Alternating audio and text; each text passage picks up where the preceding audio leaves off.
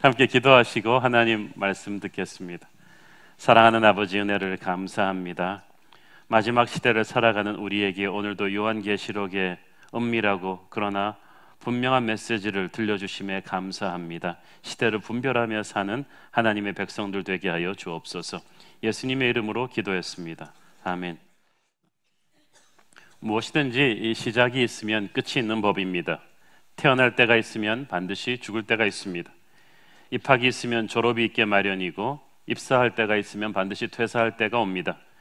권력을 잡는 때가 있으면 반드시 그 권력을 놔야 될 때가 옵니다.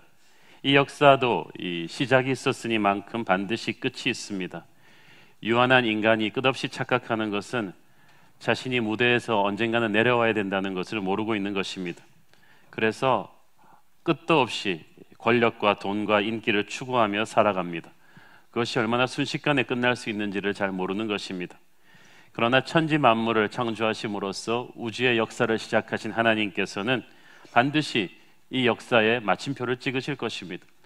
하나님께서 이 세상을 창조하실 때 우리와 의논하지 않으셨듯이 이 역사를 끝내실 때도, 이 세상을 끝내실 때도 그분의 뜻대로 행하실 것입니다. 그리스도의 재림이 바로 이 세상의 끝이라고 성경은 말하고 있는데, 신약성경 260장 중에서 무려 318번이나 언급되어 있는 것이 바로 주님의 재림입니다. 요한계시록은 우리에게 재림의 확실성을 가르쳐주며 영적으로 우리가 깨어서 기도하기를 가르치고 있습니다. 오늘의 본문에서는 주님의 재림 직전에 이 땅에 부어질 마지막 7 대접 재앙을 다루고 있습니다. 1절 같이 읽겠습니다. 시작. 또 내가 들으니 성전에서 큰 음성이 나서 7 천사에게 말하되 너희는 가서 하나님의 진노의 7 대접을 땅에 쏟으라 하더라. 자, 성전에서 큰 음성이 났죠. 하나님의 음성입니다. 마지막 이 대재앙이 하나님의 명령으로 시작이 됩니다. 전에 있었던 7 인의 재앙이나 7 나팔 재앙은 그 범위나 대상이 굉장히 제한적이었고 부분적이었습니다. 배들의 3분의 1이 깨진다거나 땅의 3분의 1이 파괴된다거나 이렇게 제한적이었습니다. 그러나 이 마지막 7 대접 재앙은 제한적인 것도 아니고 특정 분야에 제한된 것도 아니고 무제한적으로 모든 지역에 총체적으로 부어지면서 남는 것이 없이 완전히 파괴되는 무서운 재앙이 될 것입니다. 이 재앙은 이유가 없이 내리는 게 아닙니다. 보니까 하나님의 진노의 7 대접이라고 했어요. 하나님이 분노하신 거예요. 하나님의 분노의 폭발입니다. 세상에 가득한 죄로 인해서 쏟아지는 하나님의 분노 때문에 일어나는 재앙입니다. 그러니까 이 심판은 정의를 집행하는 거예요. 계시록을 읽던 당시 초대교회 성도들은 그 헬레니즘의 사상에 따라서 우주의 원리를 이해했습니다. 이에 의하면 우주는 물과 땅과 바다와 공기, 이 4가지로 구성되어 있다고 했습니다. 그런데 이 마지막 재앙들이 바로 이 4가지, 물과 땅과 바다와 공기를 때리고 들어옵니다. 첫 번째 재앙을 봅니다. 2절 읽겠습니다. 시작. 첫째 천사가 가서 그 대접을 땅에 쏟음에 짐승의 표를 받은 사람들과 그 우상에게 경배하는 자들에게 악하고 독한 종기가 나더라. 자, 첫 번째 재앙은 땅에 쏟아집니다. 여기서 말하는 땅은 어둠의 세상 권세가 장악하고 있는 이 세상 전체를 말하는 것입니다. 특히 땅에서도 사람들에게 이 재앙이 부어지고 있습니다. 짐승의 표를 받은 사람들, 짐승의 우상에게 경배한 사람들입니다. 계시록에서 계속 등장하는 짐승이라는 표현은 예배를 받기 원했던 로마 황제를 가리킵니다. 이 황제의 이름의 게마트리아 숫자가 666이라는 것을 우리가 계시록 13장을 다룰 때 배웠습니다. 이 666의 짐승의 이름에게 절하지 않는 자는 당장 생계가 막막해지게 되었습니다. 로마에서는 어느 도시에든지 상인조합 길드가 있었는데 이 길드에 가입하지 않으면 먹고 살기가 어려워집니다. 그런데 황제 숭배를 해야 이 길드에 가입할 수가 있거든요. 그래서 이 황제 숭배를 거부한 그 당시 성도들은 말할 수 없는 사회적 경제적 핍박에 처해야 했습니다. 그런데 심판날에는 이 핍박받던 성도들이 구원받는 찬란한 하늘 백성들이 되고 적 그리스도에게 줄을 섰던 세상 사람들이 엄청난 심판에 그대로 노출되는 것입니다. 이 심판이 사람들의 몸을 공격합니다. 건강을 공격합니다. 그들은 병에 걸려 악하고 독한 종기가 온몸에 나는데 그 고통을 이겨낼 수가 없는 거예요. 출애굽할 때 모세를 통해 애굽 전역에 내린 10가지 재앙 중에 6번째 재앙이 바로 그런 것입니다. 인간의 건강이 하나님의 축복입니다. 그런데 마지막 때에 가면 갈수록 우리가 알 수 없는 질병들이, 신종 바이러스들이 엄청나게 많이 생기는데, 이 마지막 때의 심판 때는 이게 완전히 극치를 이루는 거죠.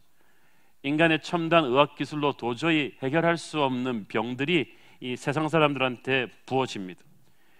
그러나 성경은 이 재앙의 대상이 하나님을 거역한 이 세상 사람들이라는 것을 분명히 밝혀주고 있습니다. 두 번째와 세 번째 재앙은 물 위에 쏟아집니다. 두 번째 3절 4절 읽겠습니다. 시작. 둘째 천사가 그 대접을 바다에 쏟음에 바다가 곧 죽은 자의 피같이 되니 바다 가운데 모든 생물이 죽더라. 셋째 천사가 그 대접을 강과 물 근원에 쏟음에 피가 되더라. 여기서 바다와 강과 물 근원, 인간이 물 없이 살 수 없는데 이 물이 피가 되는 엄청난 재앙이 쏟아집니다. 그런데 이 바다, 이 강과 물은 이 세상의 모든 열방과 나라들을 또 상징하는 것이기도 합니다. 이 악한 세상 권세가 6절을 보니까 성도들과 선지자들의 피를 많이 흘렸기 때문에 이런 재앙을 받는다고 되어 있습니다. 그러니까 그들이 저지른 죄의 대가를 치르는 것이기 때문에 그 심판이 의롭고 정당하다는 것입니다. 이때까지는 세상에 살면서 의인이 반드시 흥하고 악인이 반드시 망하지 않았습니다. 오히려 그 반대의 케이스가 비일비재했습니다. 그러나 마지막 심판 때는 하나님께서 모든 악인들에게 한 명의 예외도 없이 구체적이고 정의로운 심판을 집행하실 것입니다. 7절에 보면은 제단이 말하기를 하나님의 심판이 의롭다고 했어요. 이 제단은 성도들의 기도가 쌓인 곳입니다. 순교자들의 부르짖음이 쌓인 곳이에요. 그 제단의 기도 응답이 바로 악한 자들에게 떨어지는 심판으로 세상을 치고 있는 것입니다. 네 번째 재앙 읽겠습니다. 8절 9절 읽습니다. 시작. 넷째 천사가 그 대접을 해에 쏟음에 해가 권세를 받아 불로 사람들을 태우니 사람들이 크게 태움에 태워진지라. 이 재앙들을 행하는 권세를 가지신 하나님의 이름을 비방하며 또 회개하지 아니하고 주께 영광을 돌리지 아니하더라. 네 번째 재앙은 태양에 쏟아 부어지죠. 해 자체가 재앙을 받아서 어두워지는 것은 아닙니다. 그런데 해가 뜨거워져서 그 뜨거워진 해가 사람들에게 이제 화상을 입히는 재앙입니다. 어떤 학자들은 이게 핵전쟁이 아닌가라고 추리하기도 합니다. 그럴 수도 있겠습니다만은 조금 무리한 해석이죠. 당장 지구와 태양의 거리가 조금만 가까워져도 지구가 화덕처럼 뜨거워지면서 이런 일이 벌어집니다. 햇볕을 쐬는 것은 인간에게 축복이었습니다. 광합성 작용, 비타민 D가 막 생성이 되고 햇빛은 우리에게 얼마나 큰 축복입니까? 그런데 우리에게 축복이 되던 그 해가 이제는 재앙의 도구로 바뀌게 됩니다. 근데 중요한 것은 이 무서운 재앙을 당하면서도 이 9절에 보니까 그들이 회개하지 않았다고 되어 있죠. 이 마지막 때로 갈수록 세상 사람들에게서 일어나는 징조 중에 하나가 죄가 많아진과 동시에 죄의식이 없어집니다. 뻔뻔해집니다. 말씀을 듣고도 그게 자기한테 적용되는 건 줄 모릅니다. 예수 안 믿는 사람들도 그렇고 예수 믿는 사람들도 점점 죄의식이 없어져요. 진정한 회개를 부르짖는 설교나 그런 것이 교회 안에서 사라지게 됩니다. 이 고통의 원인이 자신의 죄 때문임을 알고 회개하면 구원받을 수 있었는데 그러지를 않은 거예요. 이 죄인들의 문제가 바로 이런 거예요. 고난을 당해서 이렇게 회개를 하는 것이 아니라 더 강팍해집니다. 다섯 번째 재앙 10절 읽겠습니다. 시작. 또 다섯째 천사가 그 대접을 짐승의 왕자에 쏟으니 그 나라가 곧 어두워지며 사람들이 아파서 자기 혀를 깨물고. 다섯 번째 재앙은 짐승의 왕자, 적 그리스도의 헤드쿼터의 다이렉트로 떨어집니다. 이 다섯 번째 재앙으로 인해서 세상 권세에 줄 섰던 사람들이 자기 혀를 깨물 정도의 이 극심한 고통에 시달리게 됩니다. 이 적 그리스도의 이 헤드쿼터는 역사 속에서 계속 그 자리를 옮겨가죠. 모세가 이스라엘 백성들을 데리고 출애굽할 때는 적 그리스도의 왕자가 바로 이집트 바로의 보좌였습니다. 그런데 그 이집트가 하나님을 대적하니까 하나님께서 10개의 재앙으로 이집트를 치시죠. 요한계시록의 성도들의 이 시대에는 적그리스도의 보좌는 바로 황제 숭배를 받기 원했던 로마 황제의 왕궁에 있었습니다. 로마가 결국은 하나님의 심판을 받죠. 지금은 이 짐승의 왕좌가 어디에 있는 것 같습니까? 이 마지막 시대는 이 짐승의 왕좌가, 이 보좌가 특정 국가나 어떤 지역에 있는 것이 아니라 전 세계 곳곳에 진을 치고 있는 것 같습니다. 그러니까 이 마지막 재앙이 전 세계로 쏟아지고 있는 거예요. 근데 놀라운 것은 사람들이 역시 회개하지 않습니다. 11절 시작. 아픈 것과 종기로 말미암아 하늘의 하나님을 비방하고 그들의 행위를 회개하지 아니하더라. 역시 다시 한번 반복되죠. 극심한 고난 속에서도 그들은 하나님의 손길을 보지 못합니다. 더 회개하지 않고 마음이 강팍해져 갑니다. 여섯 번째 재앙이 옵니다. 12절 읽겠습니다. 시작. 또 여섯째 천사가 그 대접을 큰 강 유브라데에 쏟음에 강물이 말라서 동방에서 오는 왕들의 길이 예비되었더라. 이 유브라데는 이스라엘 국경 최북단의 강이거든요. 계시록을 읽는 당시 초대교회 성도들에게는 유브라데 강이 마른다는 것은 로마 제국의 방위선이 무너진다는 것을 의미했을 거예요. 그때 이미 로마 제국은 게르만족들과 훈족들과 그리고 수많은 이방족들로부터 이 국경을 넘어오는 침략을 많이 받고 있었는데, 특히 동방에서 오는 왕들은 그 동쪽에서 1세기경에 끊임없이 엄청난 마병대를 가지고 로마를 위협했던 파르티아 제국을 아마 연상케 했을 것입니다. 하지만 오늘을 사는 우리에게 있어서 이 본문이 가지고 있는 메시지는 그보다 훨씬 더 큰 것입니다. 이 본문은 종말의 마지막 전쟁, 아마겟돈 전쟁을 예언하고 있는 것입니다. 어떤 사람들은 이 아마겟돈 전쟁을 중동에서 일어날 제3차 세계대전으로 해석하기도 합니다. 90년대에는 걸프 전쟁을 이 아마겟돈 전쟁이라고 해석한 사람도 있었지만 걸프전이 너무 빨리 끝나는 바람에 아니라고 또 입장 변경을 하기도 했습니다. 이것을 그렇게 문자적으로 우리가 아는 국지적인 전쟁으로 보기보다는 크게 상징적으로 보는 것이 옳습니다. 왜냐하면 16절을 읽겠습니다. 시작. 새 영이 히브리어로 아마겟돈이라 하는 곳으로 왕들을 모으더라. 자, 보세요. 집결지가 아마겟돈이에요. 근데 아마겟돈은 히브리 말로 무깃도 산이라는 곳입니다. 근데 실제로 우리 이제 가을에 성지순례 가시는 분들은 가보겠지만은 샤론 평야와 이스라엘 골짜기 사이에 무깃도라는 지역이 실제로 있습니다. 거대한 평원인데요, 굉장히 핵심적인 팔레스타인의 전략적인 요충지이기 때문에 알렉산더 대왕도 세계를 제패하는 자는 반드시 이 무깃도를 잡으라고 되어 있어요. 지키기는 쉽고 공격하기는 굉장히 어려운 천혜의 전략적인 요충지입니다. 그러니까 아시아와 유럽과 중동을 엮는 아주 중요한 요충지인데, 그래서 이스라엘은 많은 전쟁을 바로 이 무깃도 평원에서 치렀습니다. 이 무깃도에서 지면 약속의 땅 전체가 무너져요. 자, 그런데 무깃도는 산이 아니라 평원이에요. 그런데 아마겟돈은 무깃도 산이라고 말했거든요. 왜 그렇게 했습니까? 그것은 이게 실제 무깃도 그 장소를 말하는 것이 아니라 마지막 전쟁이 일어난다는 그 상징적인 의미를 말하는 거예요. 아마겟돈이라는 것이 이 땅에 존재하지 않는 거거든요. 그래서 성경에서 대부분은 산은 하나님의 군대와 적대 세력의 결전장으로 표현할 때 산이라고 합니다. 그러므로 굉장히 전략적으로 중요한 어떤 곳에서 지구 종말의 큰 전쟁이 이제 오겠다는 것을 말해주고 있는 것입니다. 이 전쟁의 배후에 마귀들이 있습니다. 13절 읽겠습니다. 14절, 13, 14절 시작. 또 내가 보매 개구리 같은 새 더러운 영이 용의 입과 짐승의 입과 거짓 선지자 입에서 나오니 그들은 귀신의 영이라. 이적을 행하여 온 천하 왕들에게 가서 하나님 곧 전능하신 이의 큰 날에 있을 전쟁을 위하여 그들을 모으더라. 용의 입과 짐승의 입과 거짓 선지자의 입. 계시록 13장에서 이것은 마귀의 삼위일체라고 제가 말씀드렸습니다. 하나님이 성부, 성자, 성령으로 존재하시듯이 마귀도 용과 짐승과 거짓 선지자의 삼위로 활동하는데, 이들이 반지의 제왕에 나오는 그 마지막 최후 결전처럼 동원할 수 있는 모든 세상의 악한 군대들은 다 모아서 마지막 전쟁을 이렇게 준비한다는 것입니다. 그날은 무서운 날이 될 것입니다. 자, 일곱 번째 재앙이 계속 옵니다. 17절 읽습니다. 시작.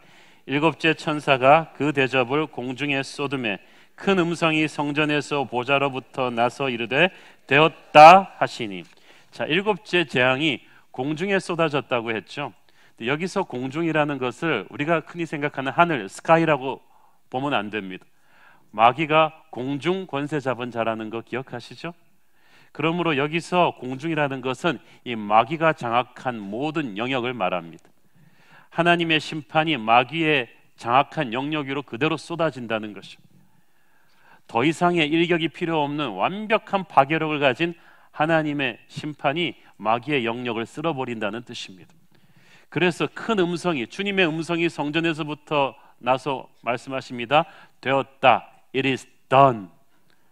영어 성경에 보니까 It is finished. 끝났다는 거예요. 이 재앙으로 말미암아 사단의 권세는 완전히 끝이 났다는 거예요. 이 똑같은 표현이 예수님 십자가에서 운명하시기 직전에 주님이 말씀하십니다. 다 이루었다. It is finished.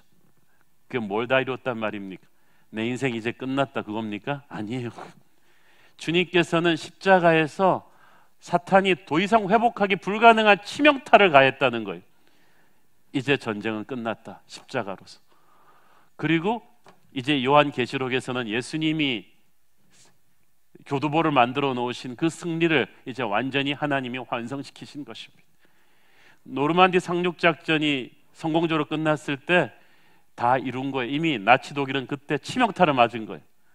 연합군에게 결정적인 교두보를 내준 거예요. 그 다음에 몇 년 있다가 독일이 완전히 항복할 때는 그 승리를, 노르만디의 승리를 완성시킨 것뿐이에요. 십자가 갈보리의 그 승리가 이제 요한계시록의 마지막에 사단의 모든 영역에 하나님의 심판이 떨어지면서 보좌에서 나는 음성 다 이루었다. 얼마나 통쾌한 날이겠습니까? 이제 끝이 났다는 거예요. 더 이상 우리를 그토록 괴롭히고 슬프게 하고 절망케 하던 사단의 권세는 없다는 거예요. 이 일곱 번째 재앙이 큰 성 바벨론에 부어졌다고 했죠. 엄청난 지진이 이 바벨론을 산산이 무너뜨릴 것이라고 했습니다. 계시록을 받아 읽던 초대교회 성도들에게 바벨론은 로마를 상징하는 언어였습니다. 그런데 오늘날 우리에게는 이 바벨론은 로마를 비롯한 모든 과거의 음란과 향락의 도시 소돔과 고모라 같은 곳이며 폭력과 황금의 도시 로마와 같은 것인데, 그 모든 세상의 권세와 문화를 총칭한 거예요. 그 어둠의 세상의 권세와 문화를 뒤에서 장악하고 있는 어둠의 세력을 뿌리부터 하나님께서 쓸어버린다는 뜻입니다. 자, 그런데 중요한 것은 그 와중에서도 사람들이 끝까지 회개하지 않는 거예요. 21절 읽겠습니다. 또 무게가 한 달란트나 되는 큰 우박이 하늘로부터 사람들에게 내림에 사람들이 그 우박의 재앙 때문에 하나님을 비방하니 그 재앙이 심히 크미러라. 이렇게 오늘 계시록에서 9절, 11절, 21절 계속되는 재앙 가운데 계속해서 나오는 사람들의 패턴이 뭐예요? 하나님을 향해서 회개하지 않는 것입니다. 마지막에 사람들이 망하는 것은 죄 때문이 아니라 죄를 짓고도 회개하지 않기 때문입니다. 이게 무서운 거예요. 오늘날 사람들이 돈이 많아서 회개하지 않아요. 권력이 있어서 회개하지 않아요. 자기가 쥐고 있는 것들이 너무 좋아가지고 이걸 회개할 줄을 모르는 거예요. 양심이 너무나 무뎌져 버린, 양심에 화인맞은 사람들이 세상에 너무나 많아요. 우리가 이 세월호 사건을 통해서 우리나라가 곳곳이 얼마나 부패하고 썩었는지를 우리가 보고 있잖아요. 어디서부터 고쳐야 될지를 모르겠어요. 고쳐야 될 사람들이 또 고쳐야 될 사람들이 어디서부터 부패했는지를 모르겠어요. 그리고도 죄의식이 별로 없어요. 그냥 재수없게 걸렸다고 생각해요. 근데 세상 사람들만 회개하지 않는 게 아니라요, 교회 다니는 하나님의 백성들도 요즘 너무나 회개가 사라졌어요.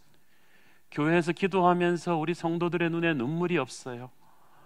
가슴을 치는 통곡이 없어요.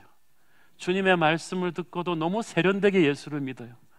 자신의 죄가 얼마나 추악한지를 잘 모르고 있어요. 그러면은 영성이 병든 거예요. 사랑하는 여러분, 마지막 때가 되면 될수록 우리는 주님 앞에 우리의 모습을 정직하게 회개하는 그런 모범을 보여야 할 줄로 믿습니다. 그게 진짜 하나님의 백성이에요. 마지막 때를 기다리는 최선의 준비, 15절에 나옵니다. 15절 같이 읽겠습니다. 시작. 보라, 내가 도둑같이 오리니 누구든지 깨어 자기 옷을 지켜 벌거벗고 다니지 아니하며 자기의 부끄러움을 보이지 아니하는 자는 복이 있도다. 주님께서 도둑같이 갑작스럽게 오신다는 것입니다. 데살로니가 전서 5장 3절 시작. 그들이 평안하다 안전하다 할 그때에 임신한 여자에게 해산의 고통이 이름과 같이 멸망이 갑자기 그들에게 이르리니 결코 피하지 못하리라. 여러분 아시다시피 한국전쟁이 1950년 6월 25일 주일날 새벽에 일어났습니다.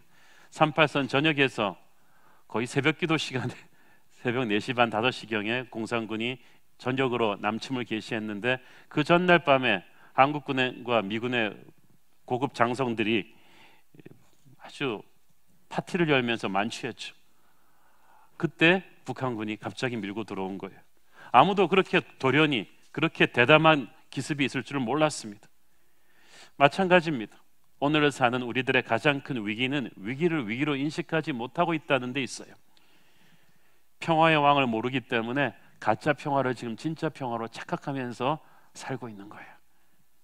협상과 대화와 외교로 국제 평화를 유지할 수 있다고 믿습니까? 나라와 나라 사이에 영원한 평화가 없듯이 사람과 사람 사이에도 평화는 없습니다. 우리 개인의 삶에도 영원한 안정, 평화 그런 거 없습니다. 여러분에게 지금 부동산이 있으니까, 은행 계좌에 돈이 들어 있으니까, 건강하니까, 인맥이 있으니까 여러분의 인생이 안전지대에 들어와 있다고 믿습니까? 착각입니다. 폭풍 전야가 숨죽일 듯이 고요하듯이 지금 이 순간이 괜찮다고 해서 영원히 그러리라고 믿는 것은 착각입니다. 내가 도적같이 오리라, 그 말씀은 멸망이 갑자기 뒤통수를 치듯이 올 거라는 뜻이에요. 하나님이 심판의 날이 늦춰지니까 사람들이 하나님을 만만히 봅니다. 이제까지도 아무 일 없었는데 앞으로도 별일이 있겠어? 사랑하는 여러분, 하나님은 느려서도 굼떠서도 이렇게 시간을 늦추고 계신 게 아닙니다. 아직 구원받을 백성의 수가 다 차지 않았어요. 천국에 하나님이 구원하고 싶은 백성의 쿼타는 우리가 생각하는 것보다 훨씬 크고 넓습니다. 그 하나님의 사랑 때문에 단 한 명이라도 더 구원의 방주에 넣기 위해서 기다리시는 것을 하나님이 오지 않는다고 착각해서는 아니 되는 거예요. 한번 심판의 칼이 들리면 그때는 돌이킬 수 없을 것입니다. 그래서 우리가 그걸 준비를 하고 있어야 됩니다. 여기서 깨어 있으라고 합니다. 누구든지 깨어 있으라고 해요. 신약 성경에서 깨어 있으라는 말씀이 무수히 많이 나옵니다. 이 시점에서 지금 조시는 분들은 깨기를 바랍니다. 성경에서 이 깨어 있으라는 말이 나올 때는요, 거의 99% 영적인 전쟁을 염두에 두고 하는 말입니다. 여러분이 설교 시간에는 졸아도 괜찮아요. 안 죽어요. 그렇지만 전쟁하다가 병사가 졸면 죽어요. 그렇죠? 베드로전서 5장 8절 읽어보겠습니다. 시작. 근신하라 깨어라 너희 대적 마귀가 우는 사자같이 두루다니며 삼킬 자를 찾나니. 우는 사자같이 두루다니며. 여러분 혹시나 잊으셨나 싶어서 말씀드리는데 세상에서 가장 추악하고 잔인하고 집요하고 똑똑한 암살자가 여러분을 노리고 있습니다. 마귀가 여러분을 노리고 있습니다. 여러분 정신 차리셔야 합니다. 여러분 미국 외교관들은 해외에서 가장 많이 몸조심을 하는 사람들입니다. 이슬람 테러리스트들이 노리고 있다는 걸 알기 때문이에요. 굉장히 몸조심을 해요. 그런데 영적인 전쟁에서요, 우리 새로운 교회 성도들처럼 성령 충만한 사람을 마귀가 노리고 있다는 걸 여러분이 모르십니까? 알고 있다면 정신을 바짝 차려야 합니다. 여기서 깨어있으라는 것은 그런 위기의식 속에서 병사가 정신을 차리고 있으라는 의미예요. 그래서 여기서 깨어있으라는 말은 그냥 눈 뜨고 있으라는 얘기가 아니라 반격할 준비를 하고 있으라는 거죠. 방어할 준비, 반격할 준비를 하고 있으라는 말이에요. 그래서 이 베드로전서 말씀에 근신하라 깨어라라는 말이 나오죠. 근신하라, be self-control, 자기를 절제하고 통제하고 준비해가지고 어떤 상황이 일어나도 바로 반격할 수 있도록 준비하라는 것입니다. 병사가 다른 일로 힘 낭비, 시간 낭비하고 있으면요, 전투 상황에서 제대로 힘을 못 씁니다. 제가 한 달 전에 어떤 신문을 봤는데 요새는 우리나라 남자 병사들도 내무반대 들어와서는 틈틈이 스키는 로션을 바르고 이렇게 피부 관리를 한다는 거죠. 내가 우리나라 군대가 왜 이렇게 당나라 군대가 되려고 하나 생각이 들었어. 전투병이 지금 피부가 무슨 소용이 있어요? 죽느냐 사냐인데. 병사는 전투력에 집중해야만 됩니다. 마귀는 우리의 집중력을 분산시키기 위해서 세상을 매력적으로 보이게 합니다. 눈에 뜨는 악한 죄를 짓게 하는 게 아니에요. 괜찮고 매력적으로 보이는 많은 것들에 우리의 관심을 흐트러뜨려서 가장 소중한 하나님의 것에 집중할 힘을 없애버리는 거예요. 이것저것 관심 가지느라고 너무 시간 낭비, 정신 낭비, 돈 낭비를 한 거예요. 마귀는 세상을 매력적으로 만들어 놓습니다. 악한 것을 악하다고 말하지 않아요. 선한 것을 악하다고 말해요. 악한 것은 더 악하게 만들죠. 그러니까 정신을 차려야 합니다. 유행이라고 다 따라하지 말고, 친구들이 가자는 대로 다 가자하지 말고, 뉴스에서 하는 말이라고 다 믿어서는 안 돼요. 영적인 분별력을 가지고 우리는 이 시대를 살펴야만 합니다. 이 세상이 전쟁터와 같기 때문에 하나님은 그리스도의 군사된 우리가 철저하게 자신을 통제해서 준비를 해놓기를 원하는 거예요. 선수는요, 뛰어난 선수는 항상 옵시즌에도 자기 몸 관리를 합니다. 그래서 감독이 언제든지 이 사람을 경기에 투입할 수 있도록. 영성이란 삶이거든요. 내 영적인 컨디션을 항상 최상으로 끌어올려 놓는 것. 그래서 주님이 언제든지 나를 투입할 수 있는 것. 이게 바로 영적으로 살아있는 사람, 깨어있는 삶이에요. 이렇게 영적으로 깨어있어야 마귀에게 휘둘리지 않고 하나님의 뜻에 투입될 수가 있어요. 영적으로 깨어있는 이유는 그 두 가지예요. 마귀의 올무에 잡히지 않고 하나님의 뜻을 즉각적으로 행할 수 있는 능력을 항상 준비하기 위함이죠. 디모데후서에 나옵니다. 디모데후서 2장 26절 시작. 그들로 깨어 마귀의 올무에서 벗어나 하나님께 사로잡힌 바 되어 그 뜻을 따르게 하실까 함이라. 내가 영적으로 깨어 있어야 마귀의 올무에 벗어나 있죠. 쉽게 말해서 여러분이 영적으로 자고 있으면요, 마귀의 올무에 잡혀 있는 거예요. 근데 영적으로 깨어 있어야 올무에서 벗어나서 하나님께 사로잡힐 수가 있어요. 그래서 하나님이 원하시는 것을 내가 바로바로 행할 수가 있는 거예요. 어떤 사람은 마음에는 하고 싶어도 육신이 안 따라줘. 이게 지금 훈련을 안 시켜놔가지고 영적인 잠을 잤기 때문에 이렇게 몸을 안 만들어 놓은 선수는요, 아무리 잘 뛰고 싶어도 그라운드에서 발이 안 움직입니다. 몸을 만들어야 돼요. 여러분이 주님께 쓰임 받고 싶다면 영적으로 깨어 있으셔야 돼요. 컨디션을 만들어 놔야 돼요. 영적으로 깨어 있다는 것은 24시간 그런 의미에서 주님과 동행하는 것입니다. 데살로니가전서 5장 10절 시작. 예수께서 우리를 위하여 죽으사 우리로 하여금 깨어 있든지 자든지 자기와 함께 살게 하려 하셨느니라. 이 말이 너무나 멋있지 않습니까? 우리가 깨어 있든지 자든지. 여러분, 잘 때는 성령 충만 안 해도 된다고 생각해요? 꿈이니까 뭐 딴 거 해도 됩니까? 저는 꿈속에서도 예수님의 이름을 여러분이 부르기를 원합니다. 내가 깨든지 자든지 항상 주님과 함께 살게 하려 합니다. 날마다 예수님을 바라보는 삶. 그래서 그러기 위해서는 우리가 이 땅에서의 그 취미나 여러 가지 일들에 너무 몰입하지 않는 게 좋아요. 야구 선수들은요, 진짜 잘하는 사람들은 밥 먹으면서도 야구를 생각한대요. 그 박찬호 선수 얘기 듣고 깜짝 놀랐어요. 밥 먹을 때 국그릇과 밥그릇을 놓고 이게 인코스로 아웃코스로 들어오는 이 공을 본다는 거예요. 각도를. 그러면서 밥을 먹는 거예요. 장조림 여기다 놓고 이게 커브로 오는가 슬라이드로 오는가 이걸 생각하면서 밥을 먹는다는 거야. 와, 야구가 성육신 된 사람이야. 이 사람은 24시간 그냥 그걸 생각하는 거예요.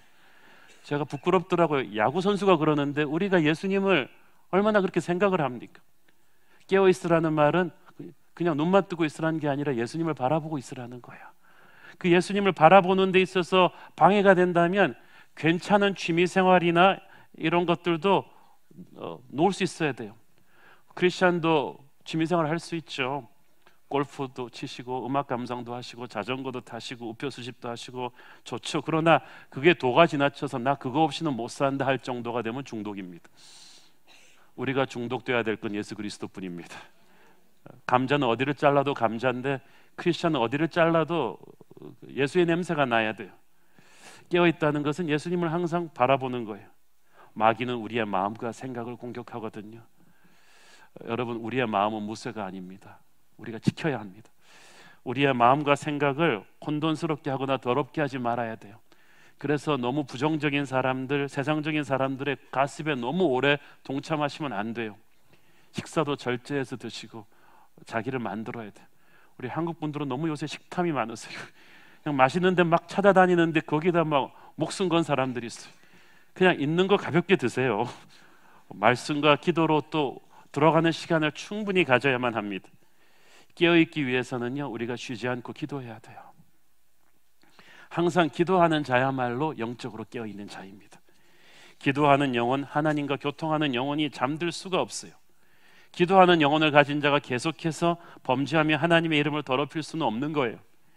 겟세마네 동산의 제자들은 깨어 기도하지 못했기 때문에 자기들이 원치 않는 일을 해버렸어요. 십자가의 주님을 보고 얼굴길에 도망갈 수밖에 없었어요. 영적으로 잠자는 자는 위기가 닥칠 때 완전히 본능적으로 반응해요. 무너지고 말아요. 그래서 우리가 몸부림을 쳐서 기도하는 시간을 만들어야 돼요. 어저께 우리가 세월호 사건 애도하는 의미에서 전체 공동체 야유회를 캔슬했는데 저는 이때가 기회다 싶어서 목사님들 데리고 기도원을 갔어요. 우리가 그동안 사역에 너무 바빠서 기도를 못해서 계속해서 같이 교회를 위해서 기도하고 서로를 위해서 기도하고 개인 기도하고 함께 뜨겁게 안수하고 기도했는데 그리고 오늘 아침에 내려왔는데 얼마나 마음이 좋은지 모르겠어요. 여러분, 오늘날의 교회들이 차가워진 이유는 기도의 열기가 식었기 때문이에요. 오늘날의 교회들이 영적으로 잠들어 있는 이유는 기도하지 않기 때문이에요. 목사들이, 장로들이, 집사들이 기도하지 않아요. 직장일이나 가정살림 때문에 바빠서 기도 못하는 것만은 아닙니다. 어떨 때는 교회 일하다가 바빠서 기도 못해요. 당장 안 급하니까 기도는 항상 미뤄질 수 있고 생략될 수 있습니다. 그러나 기도하지 않는 성도는 영적인 잠을 잡니다. 사탄이 조금만 건드리면 병든 닭처럼 툭 넘어지게 돼 있어요. 기도하지 않으면 우리 마음의 분노가 해결되지 않아요. 기도하지 않으면 분열과 다툼이 계속해서 일어나요. 그래서 여러분이 영적으로 병이 들었다 싶으면 절실히 기도해야만 합니다. 우리 교회도 중직자들부터 다시 한번 기도의 열기가 회복되기를 바랍니다. 마지막으로 의의 옷을 준비하라고 했어요. 15절 다시 한번 읽어볼까요? 시작. 보라, 내가 도둑같이 오리니 누구든지 깨어 자기 옷을 지켜 벌거벗고 다니지 아니하며 자기의 부끄러움을 보이지 아니하는 자는 복이 있도다. 여기서 계시록에서 옷은 성도들의 의로움입니다. 그것은 예수 그리스도의 보혈이에요. 마태복음 22장에 보면은 임금이 청한 혼인잔치에 임금이 주신 의복을 입지 않고 자기 집에서 좋은 의복 입고 갔다가 쫓겨난 사람이 있었죠. 중요한 메시지예요. 임금의 잔치의 예복은 임금님이 주시는 옷을 입어야 돼요. 자기의 의복을 입고 들어가면 안 돼요. 우리는 우리의 의로운 행위와 선한 업적으로 하늘나라 들어가는 구원받는 게 아니에요. 우리는 하나님이 주신 예수 그리스도의 보혈의 공로로 천국에 들어가는 거야. 그래서 교회는 착한 사람들이 나오는 소셜 클럽이 아닙니다. 사회적인 어떤 클럽이 아니고 교회는 보혈을 통과한 구원받은 하나님의 백성들이 있는 곳입니다. 그러므로 여러분이 몸이 교회에 있다고 해서 반드시 구원받은 것은 아니죠. 여러분은 교회에 나오면서 한 분도 남김없이 복음을 듣고 예수 그리스도의 복음으로 구원받은 사람들이길 바랍니다. 자, 그런데 여기서 말하는 것은 이미 구원받고 은혜의 옷을 입은 성도들이 그 옷이 더러워지지 않도록 깨어 지켜야 합니다. 그렇지 않으면 부끄러움을 당하게 될 것이라고 합니다. 거룩과 순결을 추구하라는 거예요. 은혜로 구원받았다고 해서 크리스찬들이 함부로 막 살아도 되는 거 아니에요. 그게 구원파 이단의 교리예요. 구원받았으니까 함부로 살아도 돼. 그런 게 어디 있어요. 구원받았으면 구원에 합당한 열매를 맺어야 돼요. 나 같은 죄인 살리신 주님의 은혜에 감사한 마음으로 그분이 주시는 성령의 능력으로 거룩한 삶을 살아야 돼요.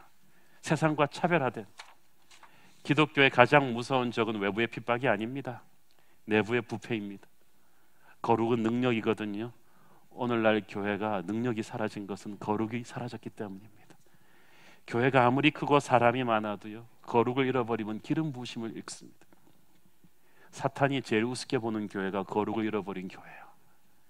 우리가 유혹에 빠지고 시험에 넘어지고 거룩을 잃어버릴 때 교회가 흔들립니다.